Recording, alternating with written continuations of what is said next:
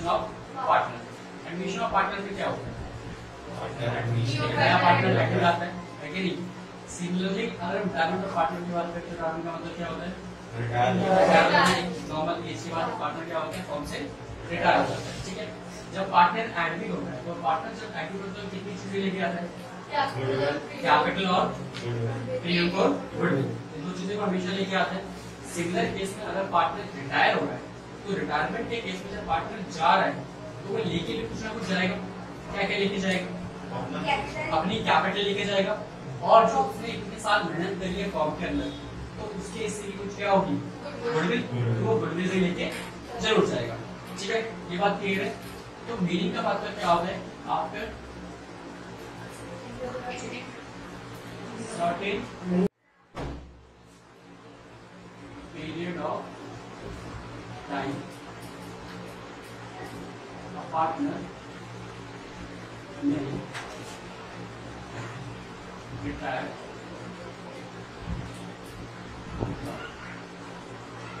ठीक है। तो एक सर्टेन पीरियड के अंदर जितने सर्टेन पीरियड में उसने काम किया होगा सर्टेन पीरियड के बाद रिटायर हो जाएगा। ठीक है, तो उसे क्या बोलते हैं? Retirement of partner. अब जब रिटायरमेंट ऑफ पार्टनर होता है तो पार्टनर्स की कुछ लायबिलिटी भी होती है।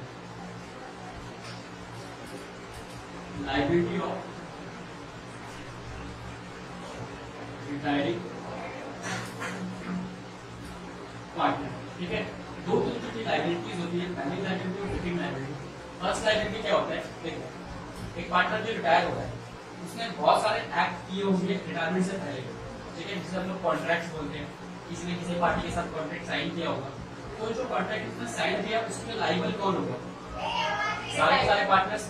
फिर चाहे वो अभी तो रिटायरमेंट नहीं हुआ है ना उसका, तीन पार्टनर्स हैं, एक्स, वाई और जेड।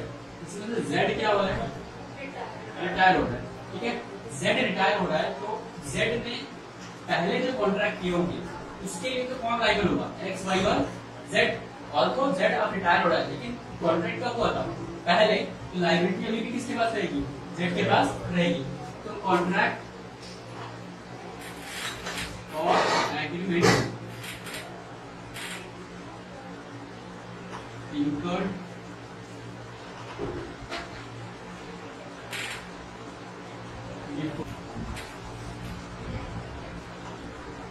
लायबिलिटी किसकी रहेगी? Retiring partner. ठीक है, जो भी पार्टनर रिटायर हो रहा है उसकी लायबिलिटी रहेगी तब तक कि जो भी एक्ट उसने रिटायरमेंट से पहले किए होंगे। ठीक है, सेकंड चीज लायबिलिटी और the agreement after retirement. Liability of the agreement after retirement.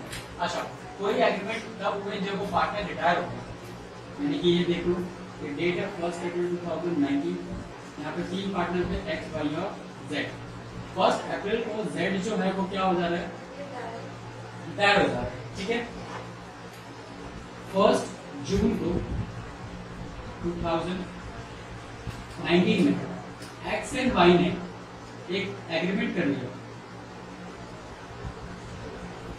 ठीक है, एक्स एंड वाई ने एक एग्रीमेंट कर लिया। ठीक है, तो क्या इस एग्रीमेंट के लिए जेड लायबल होगा या नहीं होगा? बताओ।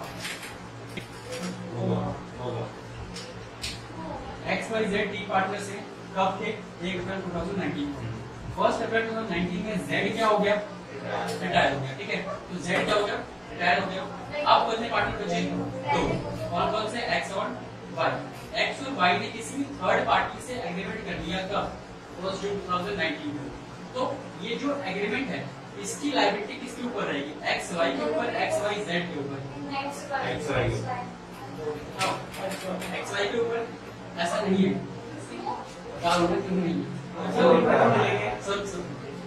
ये लायबिलिटी जेड के ऊपर भी आ सकती है। क्यों? देखो, जब भी रिटायरमेंट होगा इसका, किसी भी पार्टनर का, तो जब रिटायरमेंट होगा तो रिटायरमेंट के टाइम पे उस पार्टनर को एक पब्लिक नोटिस देना होगा। पार्टनर्स थे कब 2019, ठीक है। अब 3 पार्टनर में से एक पार्टनर क्या होगा, रिटायर हो गया, तो रिटायरमेंट हो गया उस पार्टनर का 1 अप्रैल को। तो अब कितने पार्टनर्स बचे, 2 पार्टनर्स बचे, ठीक है। 2 पार्टनर्स बचे हैं, तो 2 पार्टनर्स में से अब उन्होंने 2 पार्टनर्स ने क्या कर लिया, एग्रीमेंट कर लिया, ठीक है। कब करा एग्रीमेंट, 1 जून 2019 को किसी भी थर्ड पार्टी से। तो उस थर्ड पार्टी के हिसाब से जो लायबिलिटी आती है, तो लायबिलिटी किसमें लायबल होगी, दोनों के हिसाब से लायबल होनी चाहिए, किसको, एक्स और वाई को। लेकिन ये लायबिलिटी जेड को भी लायबल हो सकती है, कब, अगर जेड ने रिटायरमेंट के टाइम पर पब्लिक नोटिस नहीं दिया। पब्लिक नोटिस का मतलब क्या होता है कि पब्लिक नोटिस में ये बात लिखी होगी कि मैं जेड अब इस पार्टनरशिप फॉर्म का हिस्सा नहीं हूँ, और इसके होने वाले आगे के जितने भी एक्टिविटीज के लिए मैं लायबल नहीं हूँ, क्या हो जाएगी, खत्म हो जाएगी। अदरवाइज अगर इसने पब्लिक नोटिस नहीं दिया तो उसकी लायबिलिटी भी एक्स और वाई का लायबल होगी, ठीक है। That is not related to liability. कितना नोट कर, एक बार का मिलेंगे, नोट कर।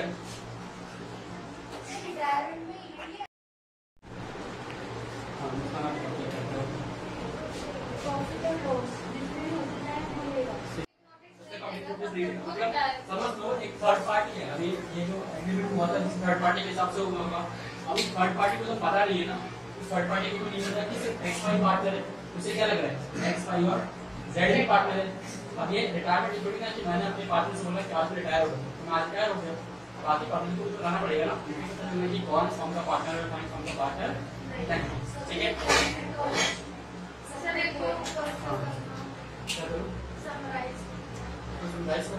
मीनिंग क्या होता है पार्टनरशिप का, रिटायरमेंट का सबसे पहला मीनिंग है कि पार्टनर जो होता है एक सर्टेन पीरियड के बाद क्या हो जाएगा, रिटायर हो जाएगा, ठीक है। अब तो certain period can be 40 year, 60 year, 45 year जो भी है, अब पार्टनर उसमें डिसाइड कर सकते हैं, ठीक है। दूसरी चीज liability of retiring partner, liability होती है पहले उन एक्ट के लिए, पहले लायबिलिटी उन एक्ट के लिए जो उसने रिटायरमेंट से पहले किए होंगे, ठीक है, ये वाला एक्ट के लिए, बिफोर रिटायरमेंट के लिए, ठीक है। पहली लायबिलिटी कौन से एक्ट के लिए, उन एक्ट के लिए जो उसने कब किए हैं, बिफोर रिटायरमेंट, और दूसरी लायबिलिटी किन एक्ट के लिए, आफ्टर रिटायरमेंट के लिए। बिफोर रिटायरमेंट के लिए तो कोई केस है ही नहीं, इसलिए जितने भी एक्ट उसने किए हुए सबके लिए क्या होगा, लायबल होगा। आफ्टर रिटायरमेंट में क्या केस है, एक ही हो गया, अगर उसने पब्लिक नोटिस दिया है तब तो वो लायबल नहीं होगा, पब्लिक नोटिस दिया है तो वो लायबल नहीं होगा, लेकिन अगर उसने पब्लिक नोटिस नहीं दिया है तो उसके लिए क्या होगा, लायबल होगा। ये बात क्लियर हो गया, ठीक है।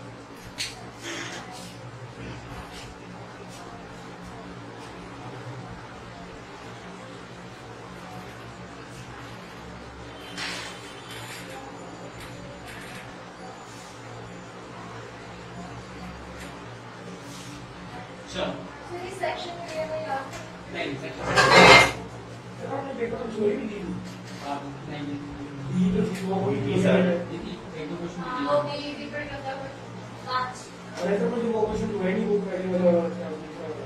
वो बुक का ही क्वेश्चन था, करवा के भेजा तो एक घंटे का ब्रेक। सर अगर एक टेस्ट में टेकन ओवर होता है बाय पार्टनर फिर लास्ट में कितना बड़ा एक उस पे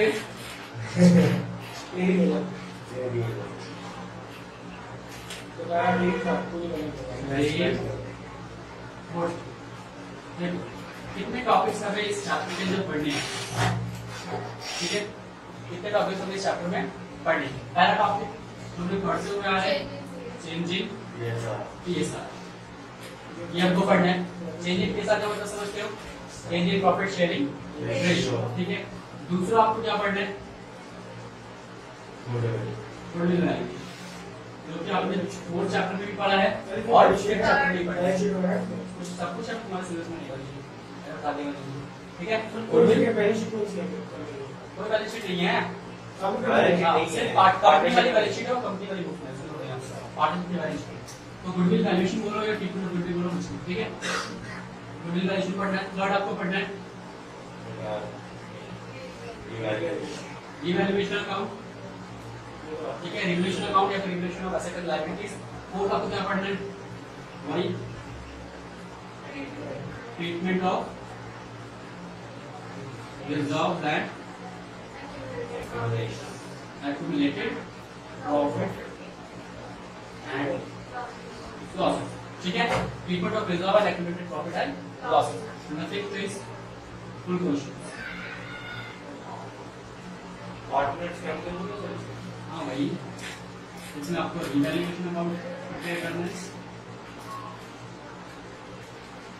और क्या प्रिपेयर करना है,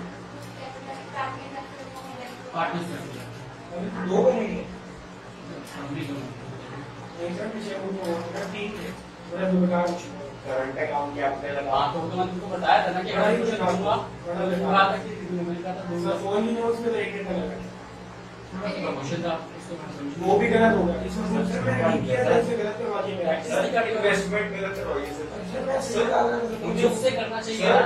मुझे बोल रहे हैं इन्वेस्टमेंट आएगी क्रेडिट सेट सब तुम डेबिट सेट डाल दी। अरे सर मैंने क्रॉस किया था पूरा सही इसकी वजह से मैंने क्रेडिट किया हाँ, इधर देखो, इधर देखो। ठीक है, तो कितने टॉपिक पढ़ने हैं आपको? Changing PSR, proving valuations, revaluation account, treatment of reserve and accumulated profit and losses और फुल क्वेश्चन जो आपको डिटेल में पढ़ने होंगे। ठीक है, स्टार्ट करेंगे हम आज इन दोनों से दोनों। ओके, इसके बाद हम चलेंगे बाकी के टॉपिक में। ऐसे कि बाकी के टॉपिक आपको पता होने चाहिए। ठीक है, ये आपको आना चाहिए कि रिवैल्यूएशन अकाउंट कैसे बनता है, ट्रीटमेंट ऑफ रिजर्व आपको पता होना चाहिए। ठीक है, नहीं होगा तो फिर आप समराइज कर देंगे और ये तो हम इस नया चैप्टर में पढ़ेंगे। था कुछ ना होए ठीक है, कुछ ना होगा क्वेश्चन कौन सा सर होगा कि नहीं? 42 हो रहा है अभी। आज कितने बजे क्लासेस स्टार्ट करेंगे? यूट्यूब पे देखिए इसमें डाल बस सबसे पहले जी पीएसआर। ठीक है, सबसे पहले पढ़ेंगे हम चेंजिंग पीएसआर। चेंजिंग पीएसआर का मतलब क्या होता है बताओ? प्रॉफिट शेयरिंग रेशियो में चेंज आ रहा है। प्रॉफिट शेयरिंग रेशियो में चेंज आ रहा है, यानी existing profit sharing ratio change हो रही है और उसके बदले क्या हो रही है? न्यू आ रही है। ठीक है, इसको क्या बोला जाता है? Change in profit sharing. पढ़ पढ़ेंगे। मतलब क्या बोल रहे हैं? चेंजिंग पीएसआर को क्या बोलते हैं? जब चेंजिंग किया सही बोलते यस सर। अभी मैंने कितने टॉपिक सीखे थे, लिखे थे ना, इन सबको क्या बोला जाता है? चलो ठीक है। Reconstitution। क्या टॉपिक्स Reconstitution। हाँ, ये जितने भी आपके चेंजिंग पीएसआर होता है, एडमिशन ऑफ पार्टनर होता है, रिटायरमेंट ऑफ पार्टनर होता है और डेथ ऑफ पार्टनर, ये सारे किस चीज के केसेस हैं? रिकॉन्स्टिट्यूशन ऑफ फर्म के, रिकॉन्स्टिट्यूशन ऑफ पार्टनरशिप। ठीक है, सर नाम का अलग होता है पार्टनरशिप। रिकॉन्स्टिट्यूशन ऑफ पार्टनरशिप का मतलब क्या होता है? जहाँ पे पुराना वाला एग्रीमेंट क्या हो रहा है, खत्म हो रहा है और उसके बदले नया एग्रीमेंट बन रहा है, तो सर क्या बोलते हैं? Reconstitution of partnership. ठीक है, अब चेंजिंग पीएसआर का मतलब क्या होता है? आपके पास एक ओल्ड पीएसआर होगा। ठीक है, ओल्ड पीएसआर अब क्या हो रही है? चेंज हो रही है और आपके पास क्या आ रहा है? New profit sharing ratio. ठीक है, तो जब भी पीएसआर में चेंज होता है तो चेंजेस में हमेशा हमें कितने इफेक्ट मिलते हैं? दो इफेक्ट। ठीक है, अगर आपको ओल्ड से न्यू में चेंज हो रहा है 30% तो कितने इफेक्ट मिलते हैं? तो मिलेंगे सोच लो। डेली तो होता है। जब मर्जी इसमें मर्जी ठीक होते हैं सर। हाँ, ठीक सर, है, daily कितने होते हैं? 35 तीन इफेक्ट होते हैं। ठीक है, कौन कौन से इफेक्ट होते हैं? Sacrifice। पहला सैक्रिफाइसिंग, ये नहीं गेनिंग जीरो। और न्यू। ठीक है, जब भी ओल्ड पीएसआर चेंज होकर किसमें जाएगा? न्यू पीएसआर गेन में। जीरो यार। ठीक है, हाँ, तो आवाज आ रही है ना रिकॉर्डिंग। हाँ वहाँ चेक कर लीजिए। ओल्ड पीएसआर नहीं होगी तो वन से करना पड़ेगा। ठीक है, ओल्ड पीएसआर चेंज हो रहा है किसमें? न्यू पीएसआर में। ड्राइंग बनाने पड़े तो उसमें इधर देखिए, ओल्ड पीएसआर किसमें चेंज हो रहा है? न्यू पीएसआर में। अब कितने इफेक्ट मिलेंगे? तीन, सैक्रिफाइसिंग, गेनिंग और गेन। ठीक है, सैक्रिफाइसिंग रेशियो निकालने का फॉर्मूला बताओ। और माइनस सर निकाला तो अभी से कैसे ओल्ड माइनस न्यू रेशियो। ठीक है, ये सैक्रिफाइसिंग रेशियो हम लोग किस चैप्टर के लिए यूज करते थे?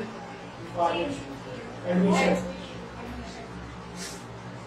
एडमिशन ऑफ पार्टनर के लिए। अच्छा, एडमिशन ऑफ पार्टनर के लिए क्यों यूज करते थे? क्योंकि एडमिशन ऑफ पार्टनर में एक नया पार्टनर आता था तो उसकी वजह से पुराने पार्टनर अपनी शेयर क्या करते थे? सैक्रिफाइस करते थे, है कि नहीं? तो वहां पर क्या यूज होता था? Admission of partner. अब दूसरा वाला जो है वो क्या है? गेनिंग। गेनिंग रेशियो निकालने का फॉर्मूला बताओ। जीरो रेशियो और old ratio. New ratio, minus ठीक है, new ratio minus old ratio. तो new ratio what is old ratio. अब ये गेनिंग वाला प्रॉफिट, अब गेनिंग का मतलब क्या होता है? फायदा होना। तो 3 पार्टनर है बिजनेस में, ठीक है, तीनों प्रॉफिट्स को इक्वल बांटते हैं 1:1:1। ओके, प्रॉफिट हुआ 30,000, कितना कितना मिलेगा? 10,000 10,000 10,000। ओके, अब अगले साल से एक पार्टनर रिटायर हो गया, अब कितने पार्टनर्स बचे? 2 पार्टनर। रेशियो अभी भी सेम है 1:1। प्रॉफिट अभी भी सेम है, कितना? 30,000। तो अब प्रॉफिट कितना कितना बढ़ेगा? 15,000 और 15,000। यानी कि नए पुराने पार्टनर के जाने से जो बाकी पार्टनर्स बचे उनको क्या हो रहा है? प्रॉफिट हो रहा है, गेन हो रहा है, ठीक है। तो वहां पर पैसे किसको मिलते थे? Sacrificing partner. यहाँ पर पैसे किसको देने पड़ेंगे? Gaining partner. गेनिंग पार्टनर किसको देंगे? जो पार्टनर जा रहा है, समझे बात? देखो ना, गेनिंग रेशियो किसके लिए यूज करोगे आप? रिटायरमेंट और पार्टनर। यहाँ पर आप मोस्टली गेनिंग रेशियो का यूज करोगे। असल जो गेनिंग रेशियो का यूज करते हैं क्यों? इतना समझ में आया ना? इसको नोट करना है तो पता होगा तो कुछ, ठीक है।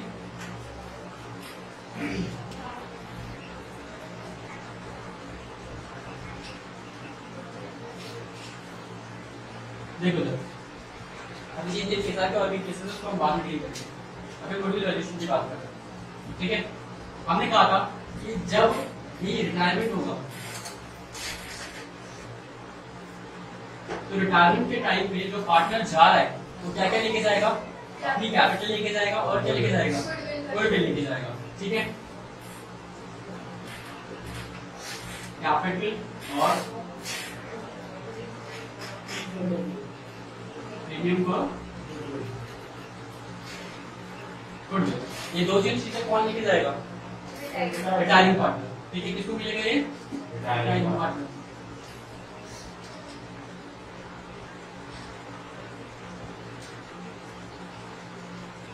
ठीक है, ये दोनों को चीजें किसको मिलेगी? Retiring partner. सवाल यहाँ पे ये है प्रीमियम पर गुडविल मिलेगा किसको? रिटायरिंग पार्टनर को। लेकिन प्रीमियम को गुडविल देगा कौन? कौन से partners? Old partners, gaining partners, sacrificing partner. Gaining partner देंगे कि सैक्रिफाइसिंग पार्टनर देंगे? Gaining partner. सैक्रिफाइसिंग को तो देना पड़ता है, ठीक है। जैसे पिछले वाले केस में नया पार्टनर आता था तो जो भी प्रीमियम को बिल्कुल लेके आता था किसको मिलता था? सैक्रिफाइसिंग पार्टनर को। किसको मिलता था? सैक्रिफाइसिंग पार्टनर को। क्यों मिलता था? क्योंकि सैक्रिफाइसिंग पार्टनर अपना शेयर उसको दे रहे थे। सिमिलर केस में अब रिटायरमेंट में रिटायरिंग पार्टनर जा रहा है, वो अपनी प्रॉफिट किसको देके जा रहा है? गेनिंग पार्टनर को। तो गेनिंग पार्टनर का ये रिस्पॉन्सिबिलिटी बनती है कि जो भी प्रीमियम को गुडविल है वो उसको पे करे, ठीक है। तो कौन पे करेगा प्रीमियम को गुडविल? गेनिंग पार्टनर पे करेंगे किसको? रिटायरिंग पार्टनर, ठीक है। हाँ नहीं सर वही हो रहा है एक तरीके से gaining to sacrifice. Gaining to retiring. तो सैक्रिफाइस में तो रिटायरिंग इनका पहले से ही एग्रीमेंट होता है कि हम रिटायर को इतने गुडविल मिलनी चाहिए। हाँ, उसके शेयर के हिसाब से मिलती है, क्योंकि उसका शेयर होता है, प्रॉफिट शेयर होता है, उसके हिसाब से गुडविल मिल जाती है, ठीक है। तो ये बात समझ में आ गया ना कि जब भी रिटायरमेंट होगा तो दो चीजों को मिलेगी, एक प्रॉफिट मिलेगा और दूसरा मिलेगा प्रीमियम और गुडविल, ठीक है। अब देखो कि गुडविल वैल्यूएशन होता कैसे।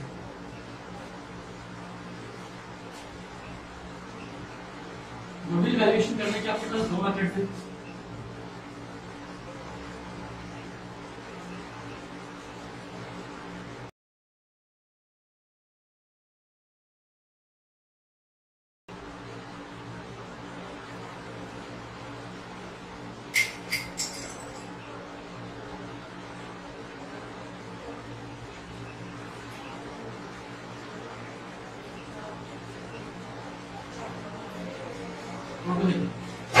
गुडविल वैल्यूएशन करने के आपके पास दो मेथड्स हैं, इन्हें कोड करके बैठ जाएगा जल्दी कर।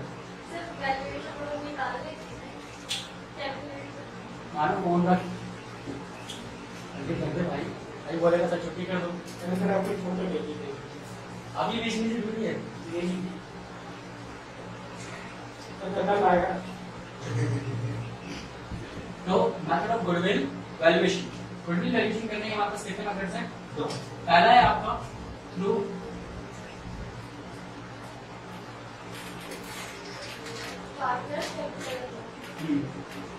पार्टनर्स कैपिटल अकाउंट, दूसरा है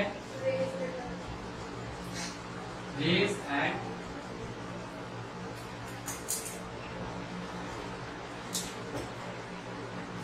return of.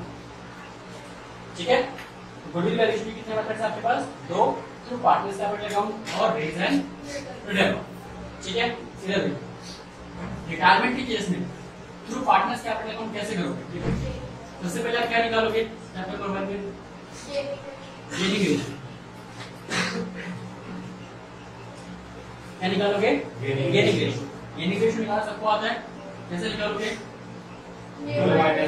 New share minus old share, क्या आ जाएगा आपका? Gaining ratio. ठीक है, अब जर्नल क्या होगी? जो गेन कर रहा होगा कौन सा पार्टनर पे करेगा? जो गेन कर गेनिंग रहा पार्टनर पे करेगा, किसको पे करेगा? होगा रिटायरिंग पार्टनर। ठीक है, कंट्री क्या करोगे? Gaining partner gaining partners capital account direct to किसको मिलेगा? Retiring partner. जब एक बार तो दिया तो क्या लिख सकते हैं ना? हाँ, वो to retiring partners capital big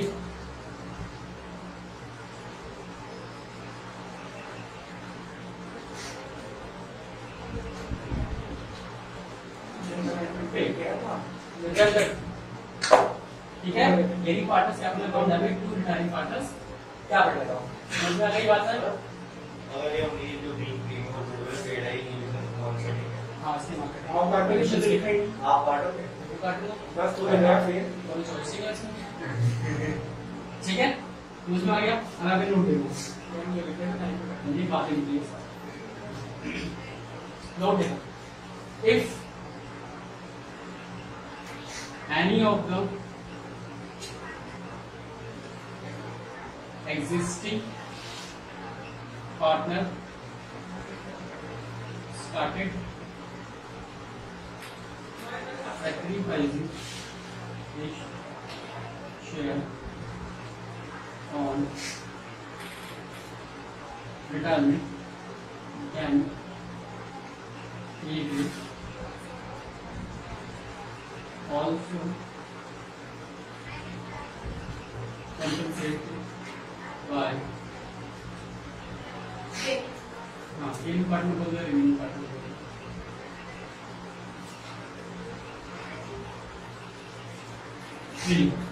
ठीक है, बहुत important note.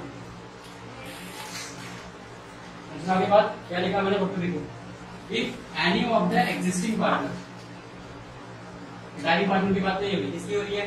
Existing partner. If any of the existing partner started sacrificing his share on retirement, then he will also compensate by gaining partner। क्या समझे इस बात को? देखो तो x y z, ठीक है, तीन पार्टनर्स है, इसमें से y हो रहा है रिटायर, तो y रिटायर हो रहा है, तो y का जो भी शेयर होगा वो किसको मिल जाएगा? x और z को। क्लियर बात है? लेकिन अनफॉर्चुनेटली अगर किसी केस में ऐसा नहीं होता, सिर्फ x यहाँ पर क्या है? Gaining partner. जब आप गेनिंग रेशियो निकालने जाते हो तो आपको पता लगता है कि सिर्फ एक ही पार्टनर गेन कर रहा है, वो कौन है? x, और z क्या कर रहा है? सैक्रिफाइस कर रहा है। ऐसे कैसे हो गया? हो सकता है पहले रेशियो 1:1:1 थी, बाद में रेशियो 5:1 हो जाती है कि नहीं? तो x को ज्यादा मिल रहा है और z को क्या मिल रहा है? कम मिल रहा है, यानी z क्या कर रहा है? सैक्रिफाइस कर रहा है। तो अगर z सैक्रिफाइस कर रहा है तो x को देना इस केस में जनरल क्या होगा? x इस केस में जनरल क्या होगा? बताओ। x to x इस केस में जनरल क्या होगा? कौन पे करेगा? x पे करेगा कि गेनिंग पार्टनर कौन है? x है, ठीक है। कंट्री क्या लिखोगे? x x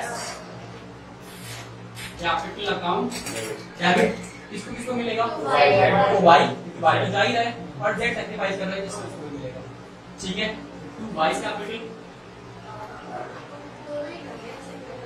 हाँ प्रॉफिट हो जाए 10,500 z कैपिटल, ठीक है। ये दोनों जो भी सैक्रिफाइस कर रहे हैं इसको तो भी 2,000 का प्रॉफिट हो जाए।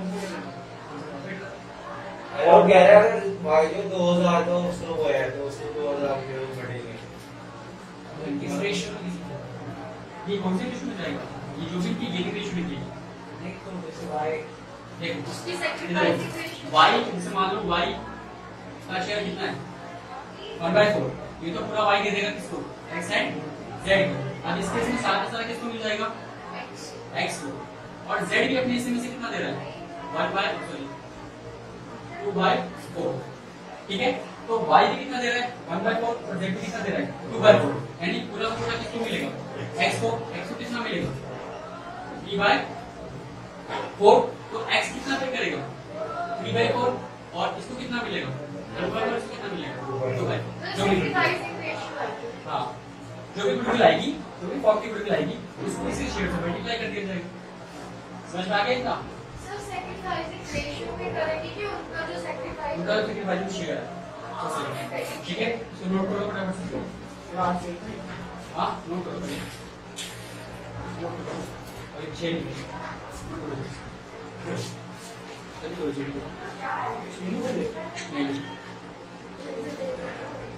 चलो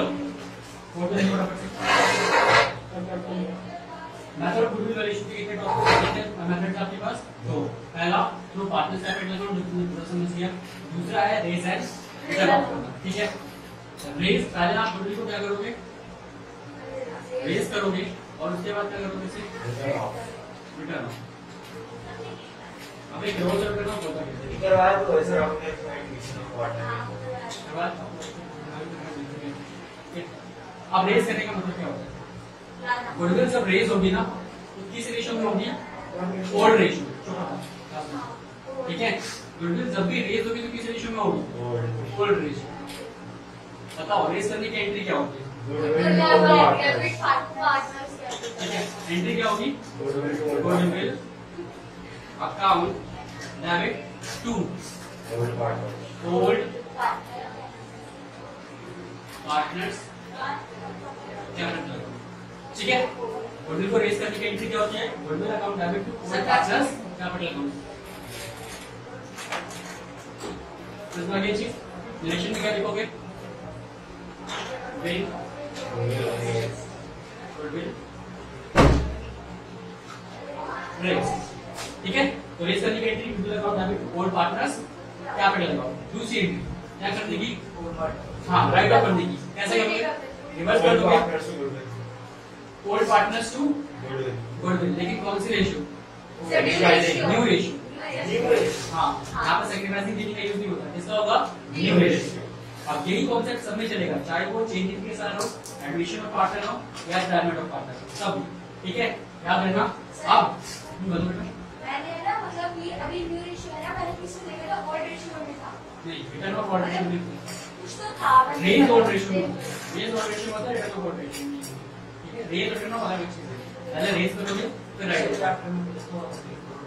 क्या राइट ऑफ राइट ऑफ के बारे में लिखा होता वो भी तब एग्जिस्टिंग गुडविल की बात होती है वो अलग चीज है वो अलग चीज है ये गुडविल वैल्यूएशन है ये अलग ये गुडविल नई गुडविल की वैल्यूएशन हो रही है किसकी हो रही है एग्जिस्टिंग गुडविल को ओल्ड में करेंगे एग्जिस्टिंग गुडविल को ओल्ड नहीं बढ़ेगा एग्जिस्टिंग गुडविल नहीं है ये कौन सी गुडविल है ये नई गुडविल है जिसको हम वैल्यू कर रहे हैं अब ठीक है ये गुडविल वैल्यूएशन है वो एग्जिस्टिंग गुडविल है दोनों अलग अलग टॉपिक्स हैं अब कैसे करेंगे रिटर्न ऑफ ओल्ड पार्टनर्स नहीं जो पार्टनर्स बचे हुए हैं कौन से पार्टनर्स बचे हैं जो न्यू पार्टनर्स बचे जो होंगे सारे पार्टनर्स तो कौन से पार्टनर बचे एक पार्टनर जो रिटायर हो गया होगा कितने बचे होंगे दो ही पार्टनर बचे होंगे दो या तो भी है तो इससे क्या बोलेंगे आप रिमेनिंग पार्टनर्स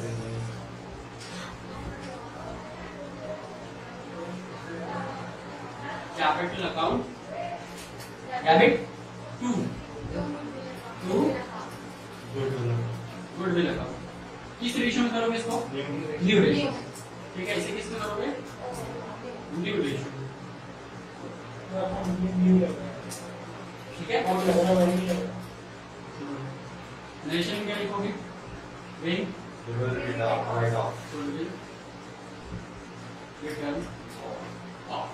ठीक है अब देखो मैंने कहा मेथड ऑफ गुडविल वैल्यूएशन दो तरीके हैं कौन कौन से एक पार्टनर्स कैपिटल और एक रेज रिटर्न अब आप रेज रिटर्न कब करोगे जब आपको कौन बोलेगा क्वेश्चन बोलेगा उसमें लिखा होगा रिटर्न ऑफ हाँ ठीक है द क्वेश्चन स्पीक्स कि आपको क्या करना है रेज और राइट ऑफ करना है तभी आप क्या करोगे रेज और राइट ऑफ करोगे अगर क्वेश्चन क्या है साइलेंट है, तो साइलेंट केस में आप हमेशा किसकी थ्रू करोगे? पार्टनर से एफिडेविट।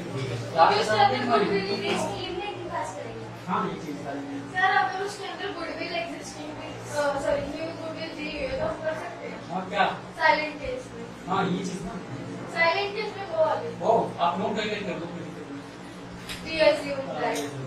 ठीक है, जनरली क्या करते हैं, पेपर लगाम के थ्रू ही करते हैं। ठीक है, समझ में आ गया? Yes sir. तो नोट करो, स्टडी करके आना घर से, क्या है क्वेश्चन नहीं, इस वाले चैप्टर किसी टॉपिक की कोशिश करते हैं। ठीक है बहुत सारा। Bye sir. Bye bye. Homework करके आना प्लीज बाय सर। और टेस्ट के रिजल्ट्स मत भूलिएगा। कब हम ये हाँ टेस्ट के रिजल्ट टेस्ट के नेक्स्ट क्लास व्हाट्सएप भेज देना सबको। व्हाट्सएप पे भेज दूंगा, नंबर बता दूंगा भाई। मत भेजना सर। Sir personal